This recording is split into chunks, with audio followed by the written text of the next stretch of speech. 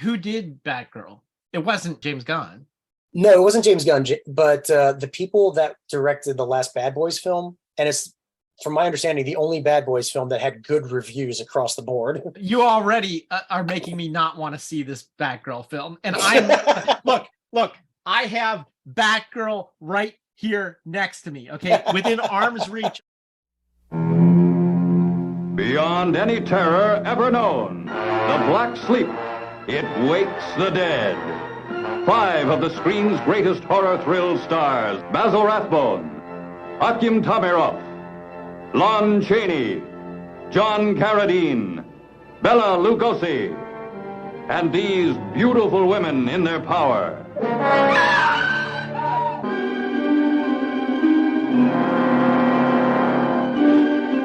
Pass through a madman's hellfire.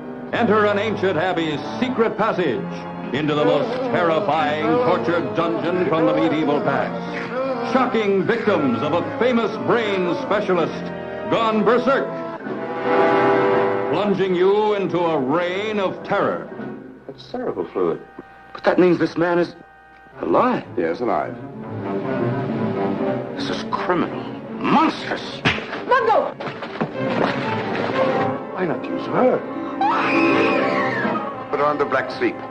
Take her up to surgery at once. A horror beyond belief, feeding on beauty, lusting to claw the world apart.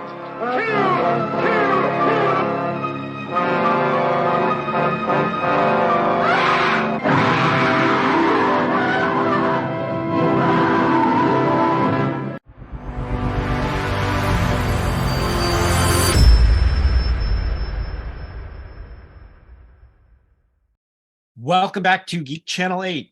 I'm Eric. Today on the podcast, I have an old friend of mine, John Zanardelli, who I met when we were both working in independent film. He's an old friend, but also a big movie fan. So without further ado, welcome, John. Thanks for having me. It's good to be aboard. What I always ask when people come on the show is, what have you been streaming lately? Or what have you been watching in the theaters or reading or playing in the case of video games? Because we've had a lot of people who that's their media of choice. What media have you been consuming lately? I actually just got back from watching Evil Dead Rise in the theater. I'm kind of proud of myself. I got to see something opening weekend. Okay, so I got to ask, because I've worked on 2 of Sam Raimi's films, and I'm a huge Sam Raimi fan. And I saw Evil Dead, the original, in second run, but on the big screen. Evil Dead 2, Dead by Dawn, in second run, but on the big screen. And Army of Darkness in first run on the big screen. In fact, I've watched them all back to back to back on the big screen at a festival once. So I'm a Raimi fan. The reboot, I was disappointed in, because here's my take on the Evil Dead franchise. The first film, they were still getting the formula down. I thought it was a little too typical horror movie. The second one, Dead by Dawn, I thought the addition of a little more slapstick humor, the hybrid of horror / comedy, was very unique to Evil Dead, and I thought that was great.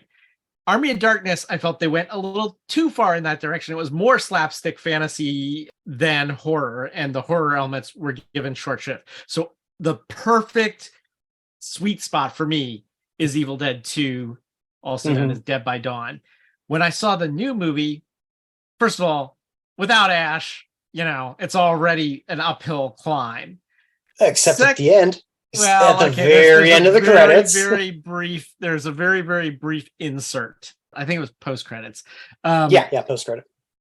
But the overall tone was just wrong. It, to me, was like a haunting exorcist type thing, and it was not Evil Dead. And part of that, it's also lacked Raimi's signature like shaky cam stuff and all that crazy camera work, and also a charismatic person. Like, I don't care about some random teenagers that go to a cabin. I never do. It's always about the monsters, right? And so I don't know. What was your take? Without spoilers, because we don't want spoilers on the show. Oh yeah, absolutely not. Well, I will say this: if you didn't like the tone of the reboot, you may not be too much of a fan of this one. I think it was honestly just me and maybe one other person in the theater when I saw it. I saw it was like the second or third week it was released, and some friends were raving about it. I was like, all right, fine, I'll check it out. I checked it out. I thought that, like, I mean, it's also trying to find its genre style, its footing. Like, it's trying to be in the spirit of essentially the whole trilogy, like.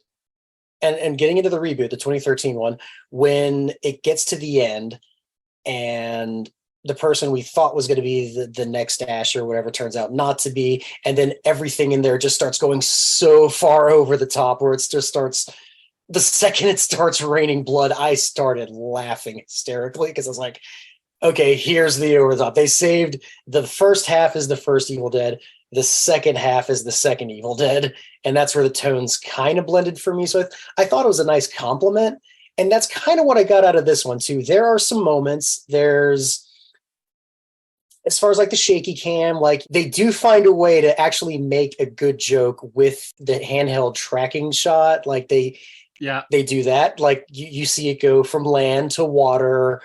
And this is the opening minute of the film. So it's like, it's not a big spoiler, but they find a way to actually, they tie it in and it's well done. From there, it gets into that tone of, yeah, it's dark, it's grittier, it's relentless. But instead of being a bunch of teenagers, what worked really well for me was the fact that it was a family. It's a single mother, 3 kids, it's a building that's about to be condemned in about a month or whatever. And the production design is gorgeous. Like I thought the production design of the Hellraiser reboot last year was actually incredible. And like this kind of brought like that, I want to say like Del Toro Art Deco style into it. And I really dig like that angular look, and like the rooms, the walls and everything was so well done. I had fun. There's 1 or 2 funny moments, but it doesn't like just get too campy with it. There's campy moments, but it definitely feels very relentless in the horror.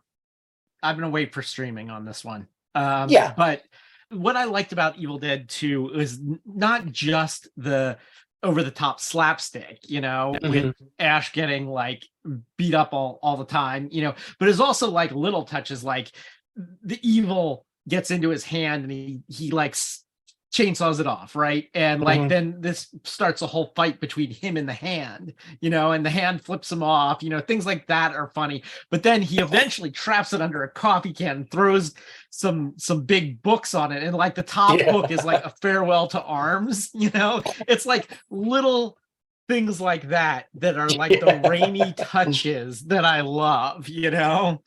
There's 1 or 2 little brief things in there, and I think like people like you and me would be the only ones that would catch it. The first time we see this kid in his recording booth, let's just say there's a Three Stooges poster in the background that kids his age of this generation wouldn't have. And people like you and me would be the only one that would get the reference of the name that's blocked out. Right. Okay. All right. Well, we're getting dangerously close to spoilers territory. So let's move on to our topic for today, which is horror. Maybe, I don't know. We'll have to discuss whether it qualifies as a horror film or not. The Black Sleep, which was also released under the title Dr. Cadman's Secret from 1956. Now, the reason I chose this film is we have a subtle tradition on this show, which we've left unspoken. I don't know if anyone's picked up on it yet. Every so often, we throw in a film set in the past. And that past is often the year 150 years earlier than what we're talking the podcast. This one's actually 151 years now, but it's roughly 150 years ago is when this was set. We're recording this in 2023, and it was set in the year 1872. So I want to give a little background to the year 1872, little memory jog to what life was like at that time if you happened to be alive 150 years ago. February 27th of 1872, Charlotte Ray becomes the first Black female lawyer to graduate from Harvard University. Keep in mind, this is still very close after the Civil War. This is during Reconstruction. March 11th, work begins at Seven Sisters Colliery in South Wales, which is one of the richest coal mines in Britain. April 21st, the Third Carlist War begins in Spain. In May of 1872, the Rangers FC of Glasgow plays their first game on Glasgow Green. It's a scoreless draw against Callander. In May 10th, Victoria Woodhull, the first woman nominated for president of the United States, is disqualified for being a year too young. June 15th, Thomas Hardy anonymously publishes the novel Under the Greenwood Tree in England. July 15th, Hochi Mail News, later Hochi Daily News, a Japanese language daily newspaper, is first published in Tokyo. August 22nd, the Australian Overland Telegraph Line is completed, which is the first link between Australia and the rest of the world, communications link. September 1st, a group of Maya under Marcos Canol attacked the British garrison at Orange Walk Town in British Honduras. September 17th, Shiseido, I don't know how to pronounce this, Shiseido, you see it at the mall all the time. The pharmacy shop, which is now a global cosmetics brand, was founded in Ginza, Tokyo, Japan. October 1st, the first case is reported in Toronto, Ontario, Canada, of the Great Epizootic of 1872, which is equine influenza or horse flu. And it will substantially disrupt life in North America by mid-December, causing a pandemic. We don't have any familiarity with that now, do we? Yeah. Well, a few years ago, if you had mentioned a pandemic, people would have no frame of reference for what that meant, Right, yeah. November 16th, the first ever Metropolitan Police strike occurs in London. And December 21st, the Challenger expedition sails from Portsmouth on a 4-year scientific expedition that lays the foundation for the science of oceanography. Also in science news in 1872, Charles Darwin published his third major book on evolutionary theory. It was called The Expression of the Emotions in Man and Animals. And it was originally supposed to be a chapter in his previous book, The Descent of Man. But as he started writing it just grew in length and eventually was published separately. The book is considered a major advancement in brain science since it dealt with the biological aspects of emotional life. So that's where brain science was at the time. Good. It's good you brought that up because I was actually trying to find that out as I was watching this movie. Okay. This opens with a doctor, Dr. Ramsey, and he is in prison set to be hanged for the murder of a man named Curry. He claims he's innocent, and he's visited by a Dr. Cadman who says he's going to take care of it. Cadman puts a drug in his drink, a drug that we saw in the opening title cards was called Nind and Hydra.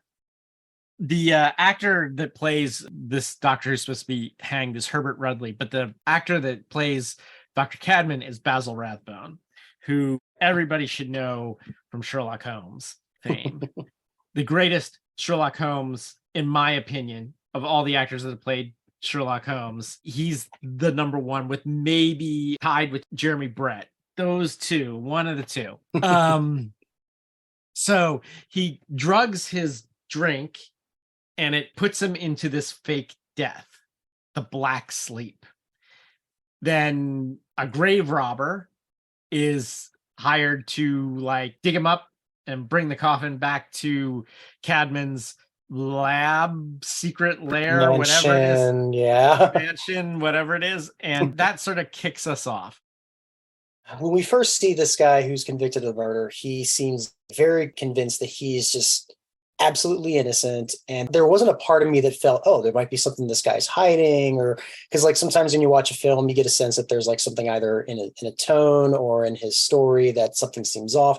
This one seems like when he's telling the story, it's like, there's no way I could have done anything to this guy. I don't even know this guy. Oh, and that's the thing I looked up is they say the man weighed 20 stone. I had to look up how much is that? So apparently 1 stone equals 14 pounds, and 20 stone would make the guy 280 pounds. 280 pounds. So, yes. So this guy who's saying, oh, there's no way I could have lifted him. Yeah, there's no way you could lift a near 300-pound man, like especially with the stature this guy had in jail. So yeah, I completely and I like that little bit of innocence about him. And I was like, oh, cool, this guy's gonna get him out of this circumstance. But there's something that does seem a little off about it. It's a good setup. It's a good setup to the story. I mean, even if it seems familiar, it seemed very, for being a B flick, it was very well executed. Yep. 280 pounds is up there. Pretty, yeah. It's not inconceivable, though.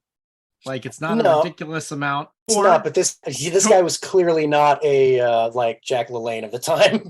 So Tor Johnson, who we'll talk about here soon, he weighed 440 pounds. Oh, so Tor went on a diet for this film. Okay. While he's there, strange things start to happen. Specifically, some residents of this castle are awful strange. And one of them is Mungo.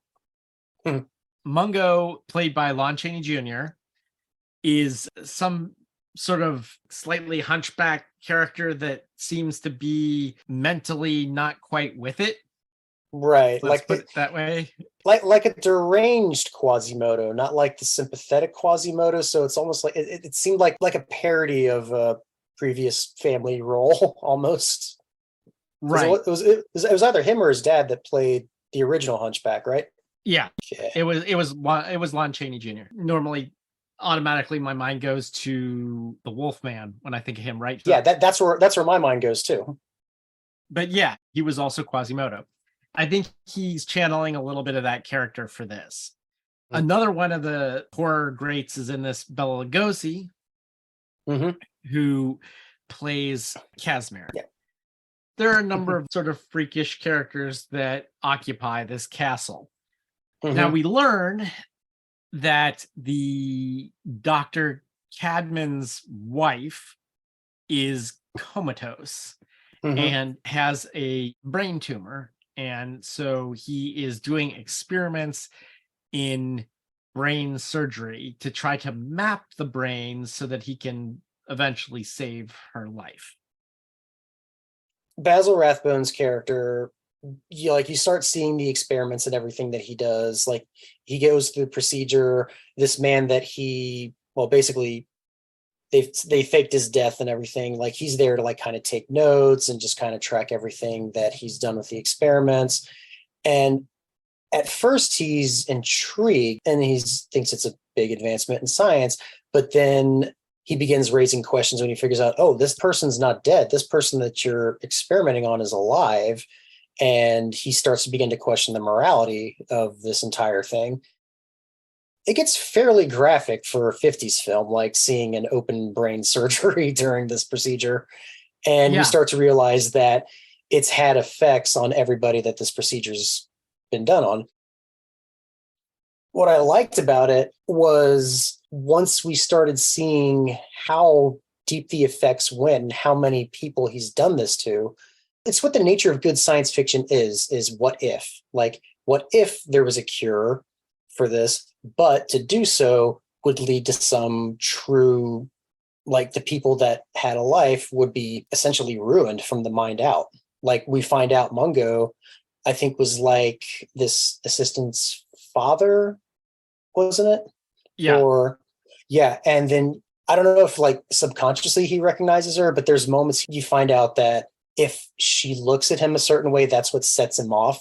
That was like the monster you were alluding to in the beginning there. Like that's the first interaction he has with anybody in the estate outside of Basil and the person who made his corpse up and everything. It's this woman screaming and running out of a hallway being chased by Lon Chaney. And then you come to find out that's her dad. And what I liked about this is, again, as we were talking about horror early on, like we're used to like seeing something that is relentless from beginning to end. But with this one, is it a horror? Is it science fiction? It does like this good setup for the story, like a very dark Gothic story, the way that like Frankenstein was with, like I saw a lot of parallels with Frankenstein, especially when they mentioned galvanism. When they started talking about what galvanism was, that got a lot of attention through Frankenstein, actually, because it's about sending electricity through nerve endings to try to reanimate dead tissue. Yep. That's kind of what I liked about this, is as they go down there, where you see all the other experiments and just seeing the degree of just what they did to these patients. Like it was pretty terrifying. I was not expecting that for a 1956 film. So it reminded me of a couple of other films. It reminded me of Freaks, Todd Browning's Freaks, which is another one where it's like, is this truly horror? And if we consider Freaks to be a horror film, then I think we need to consider this to be a horror film. Yeah. I mean, honestly, personally, I wasn't terrified of Freaks because it's people with deformities and abnormalities that were given a chance to be in a film. And I don't think there's anything to be afraid of with that. I mean, if anything, the scariest people there were the ones that were trying to murder other people, the fully normal people. And by the way, Freaks starred Lon Chaney Sr. So Lon Chaney's father was in Freaks. The other film it reminded me of is a little more obscure film that came out only a few years before this in 1953. It was called The Maze. And I saw The Maze at a old theater called the Emery, which is now gone, long gone, but it was in 3D and it was projected in 3D. It was fantastic. The film's just okay, but it's another one that takes place in an old castle, and the residents of the castle are kind of creepy, but it's not necessarily outright horror until like at the end, the sci-fi horror type elements come in right at the very end. But but most of it is just atmosphere, which I think if you're done right, you could consider that horror. So I'm going to consider The Maze horror. I'm going to consider Freaks horror, and I'm going to consider The Black Sleep to be a horror film. Yeah, and honestly, going a little bit more modern, I'll even say something like Dark City. Yeah, if you want to think about it, because it's a more modern tone of the same story about darker experiments, but at the same time has a lot of atmospheric Gothic horror elements in there. So, yep. As far as the science goes, that's totally believable to me. I could believe that if you were able to tell that someone had a brain tumor back then, I don't know how they were able to determine that, but if you were able to determine that, then the idea of, okay, I want to cut this out of her and save her life, but I don't want to do it without knowing where I'm cutting. So I have to do experiments on cutting other people. I can't do experiments on animals because that's not going to translate to humans. I need to cut up other people's brains to find out where is safe and how to do this. So I could totally believe that if you were amoral enough to do that. And certainly I'm sure there are people who are, that part of it, the motivations, totally believable. Let me give some shout outs to what I think were some of the best things about this movie, because I'm going to get into the bad things in a minute, but let's start with the good.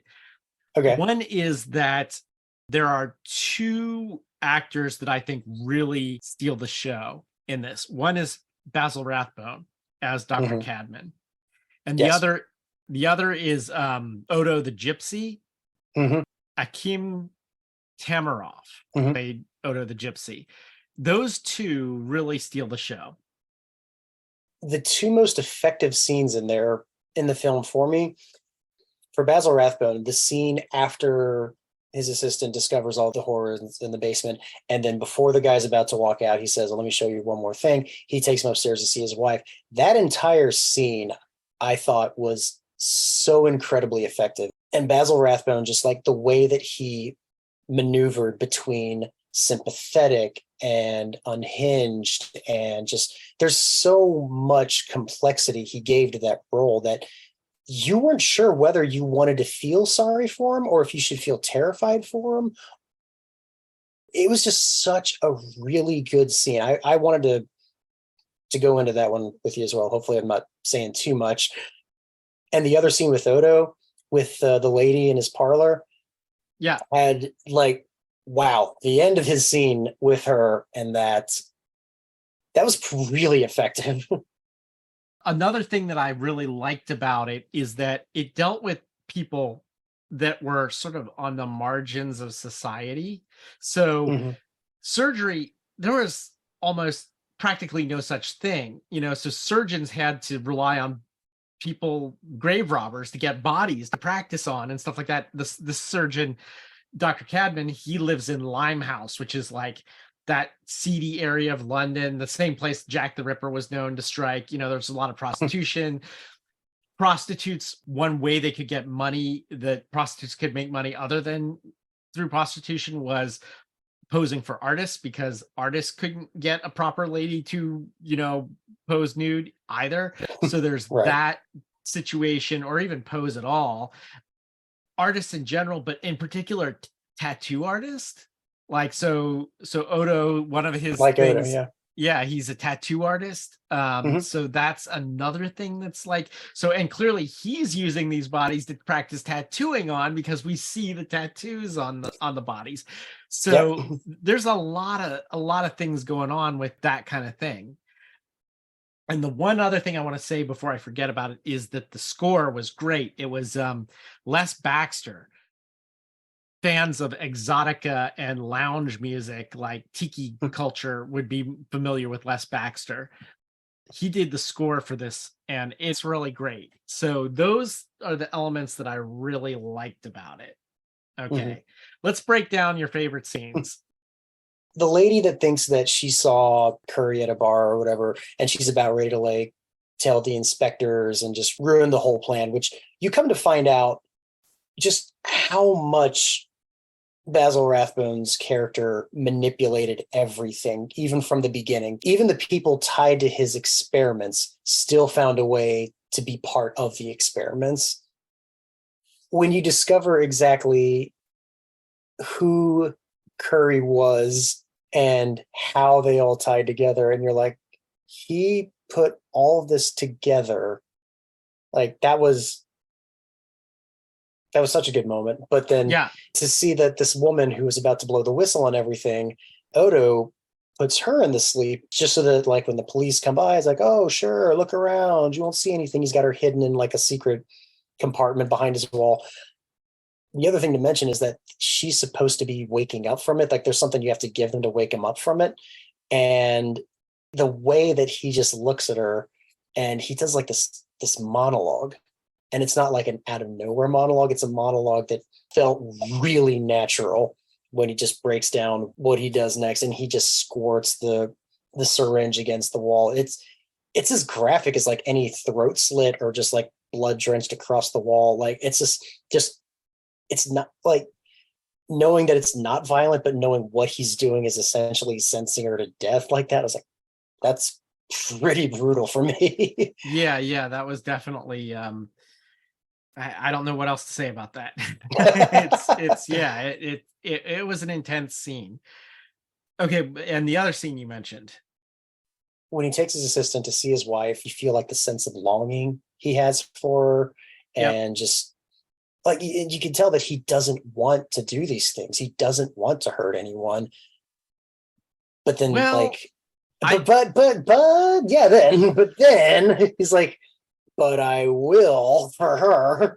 It's like, and then that's when the switch in that scene happens. I'm like, that just kind of took me off guard, because like in the middle, I'm starting to feel sympathy for him, and then they just turn and he just turns that switch around to not feel so safe with him. You're like, okay, so I don't feel very safe around his intentions or whatever. And it's like, I guess I feel bad for his wife more than him.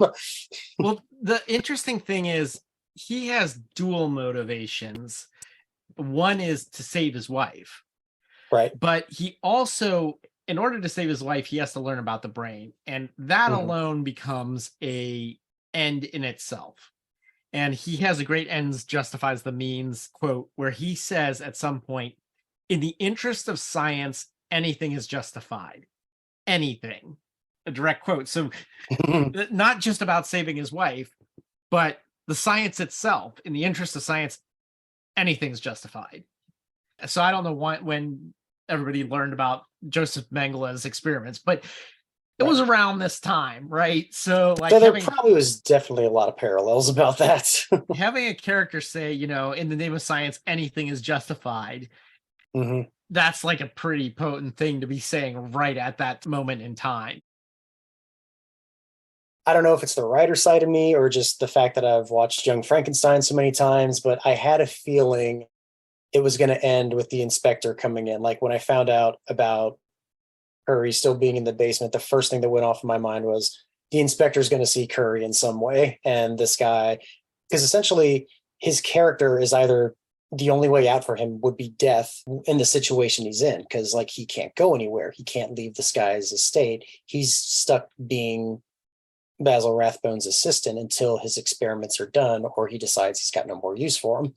And if he's going to escape in any way, there's going to have to be something that proves his innocence. And the only way to do that is if someone sees Curry alive, and the only source of law enforcement we see is the inspector that goes to Odo's house. Right. Once I knew what it was trying to do, I felt I knew where it was going to go by the end. Right. It was a bit predictable. Okay. Yeah. Let me break down some of my qualms, because sometimes I have nitpicks and sometimes I have major things. So let me start with some of the nitpicks, and then, well, I'll start with a nitpick and then I'll get into some more major things. The title. So this was also released as Cadman's Secret, and that would make more sense. The Black Sleep is a cooler sounding title, although I gotta admit, it sets you up for thinking that the Black Sleep is actually a major thing when it's actually just a MacGuffin. It's to get him into the story. You know, it's not that important to the story. It's just, we got to get this doctor here, you know, and force him to do work. It's the Maltese Falcon. Yeah, it is the stuff that dreams are made of. So literally. So the big thing here, and I think this is a lack of directing skill. And it might be writing too, but really directing, because at the writing stage, you don't know who's going to be cast. You don't know any of that stuff, usually.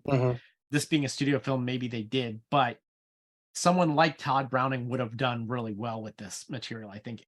It has all the elements, but there's sometimes when you have all the ingredients that go into a cake and you put them together, it's not going to make a cake. You just, everything about the way that the cake is made has to be done exactly right. And it has to rise in the oven.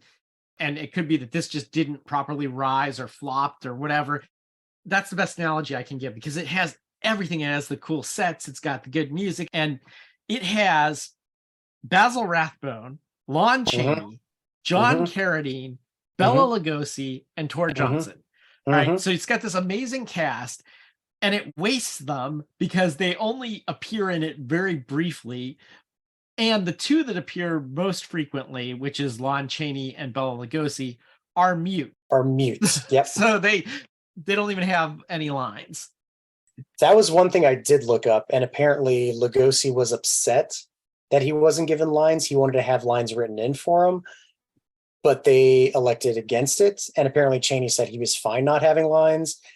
But no, you're right. Like, in hindsight, knowing this is Lugosi's last film, like, if you don't count Plan 9, of course, because let's talk about Plan 9, because this has Tor Johnson in it, and this has Bela Lugosi in it, both of whom are in Plan 9 from Outer Space.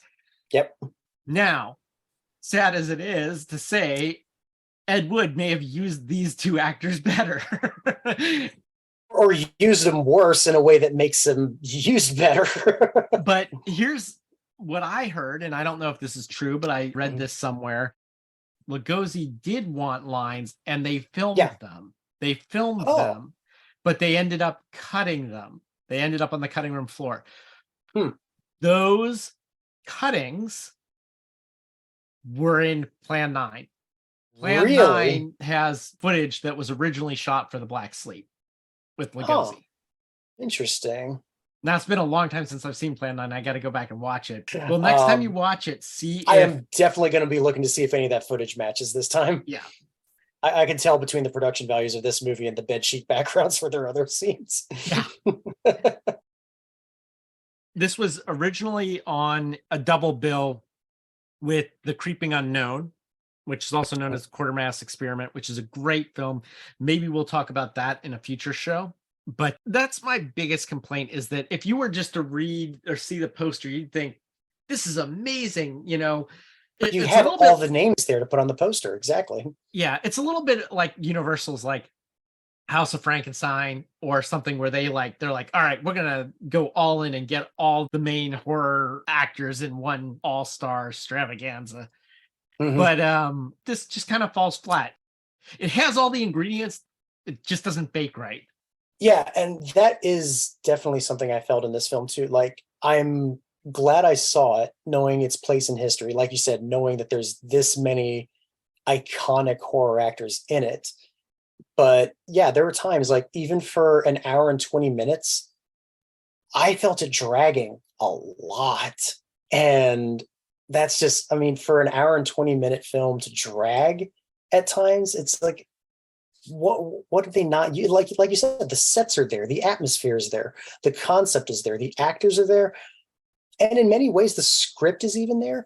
But yeah, it's just like something in the director has to understand how to take these ingredients, and instead of making scrambled eggs and bread, you want to make a cake.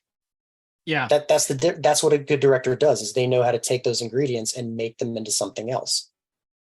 That said, I want to say that this might have been better on the big screen. Probably, yeah. Like, I think if I had been sitting in a theater watching this and like the scenery was huge on the screen and everything, like, I think I might have been able to cut it a little more slack. So I think it probably suffers from home video, and which is one of the reasons this has been a very hard to find thing on home video for many, many years. It was out of print, and it's kind of a forgotten film. It occupies this era, like the Universal monster movies of the 40s. That's over. That era is kind of at an end. Yeah. And the Hammer horror films of the 50s and 60s, what we mentioned, this came on a double bill with the Quartermass Experiment. That came out in 62. That was sort of the beginning of, that was a Hammer film, I'm pretty sure. That was the beginning of Hammers coming out and being the new breed of horror film, the Blumhouse of its era. And right. That's kind of my take on things. I think that, you know, you don't want to give Tor Johnson a bunch of lines, but Bela Lugosi, at least give Bela Lugosi and Lon Chaney Jr. deserve some lines. And in fact, when he does appear, John Carradine as like this religious fanatic, which that was pretty wild, like left field crap. I kind of dug that, because it's like, okay, the guy is like got some brain damage, but for him, it manifests itself in this like religious zealotry thing, you know? And that was kind of cool. That he's like, clearly is like, I'm going to have 2 minutes of screen time, so I'm going to like go over the every top second. With this. And, and the movie needed more of that. The movie needed to trust its actors to do that. Which, One other thing, little anecdote I found funny while I'm watching this movie, and again, because watching it on Pluto, they had commercial breaks. The one thing that kept cracking me up is I'm watching this story about the morality of science and experimenting on people, and every time it cut to a commercial, it went straight to like St. Jude Hospital or Galen School of Nursing. I'm like, wow, know what you're putting your advertising on. We should let the audience know we tried like hell to find versions. Nobody's streaming this. It's not an in-demand film, so none of the streaming services have it. I looked for it. Home video releases are really rare, so finding it in a library is practically impossible. So we had to watch free streaming. What do you call it? Ad-supported. It's like free streaming ads. if they're familiar with Pluto TV or Tubi, they'll know what it is. It's like, sure, you'll get your movie. It's free. All you do is you put your email address in, or just put like a subsection email address you created just for this. But the downside is it's like you're watching cable again, where you're got commercial breaks, and unlike television, it's like they don't care when they're interjecting their commercials. It's just like, okay, it's been about 15, 20 minutes, put something in. Doesn't matter if it's it like, can be in the middle of someone's line. Yes. And it's infuriating. FAST is what it's called in the industry, free ad supported streaming television.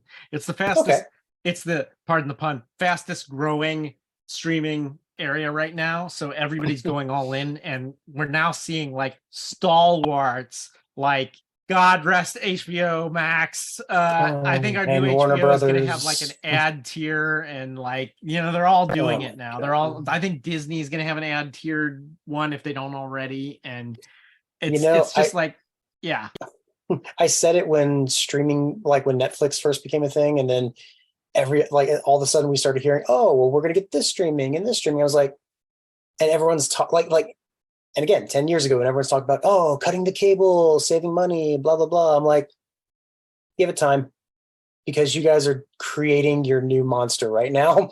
It's like, they're going to have to, like, they're thinking they're creating something new, but they're just reinventing the wheel of cable.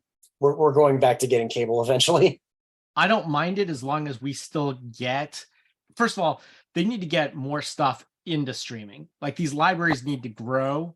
When Netflix first started, it was many thousands of movies more than it has now. But even Disney and HBO and stuff like that, they need to increase their archives. It needs to be like when we could go to the video store, or we could go to the library, still can, and get all this back catalog. But because streaming costs space, storage space and bandwidth, they keep a set amount and rotate them in and out. And that means at any given time, you might not be able to see a certain film. And only something like 10% of all films are even available to stream, you know? And so it's like, my worry is that what's going to happen, and I know this is going to happen with we're speculating about the new HBO, which is going to happen any day now. It's going to go from HBO Max to Max. And they're folding in their supposedly profitable, or needs to be more profitable, reality TV, like Discovery Plus or whatever, into it. And so my fear is, this is my fear. They say it's not going to change anything for HBO subscribers, but I think it is. They're going to need to displace stuff in order to add the entire catalog of, like, it's not just going to grow by the size of Discovery Plus. They're going to take a little from column A, a little from column B. Column A for me happens to be cinema. That's what HBO is known for. It's documentaries, it's movies, it's home box office. That's what it is. And they're going to displace a certain amount of movies, which already isn't a big enough catalog, in my opinion. And they're going to displace it with reality TV. This is the danger of mergers. Like, mergers, to give it Rick and Morty terms, it Cronenberg's companies. That's what it does. Is like, but you take these other entities, what they are, and when you think that you're just blending them all together, the only people that profit are the board. All right. We have gone so far off topic that I think it's time to wrap this up. If you like the show, please like, subscribe, give us a 5-star rating and good review on whatever platform it is that you use to download this. If you want to talk to us, you can email us at GC8podcast. That's letter G, letter C, number 8 podcast, all one word, at gmail.com. Until next time, this is Eric. This is John. Signing off.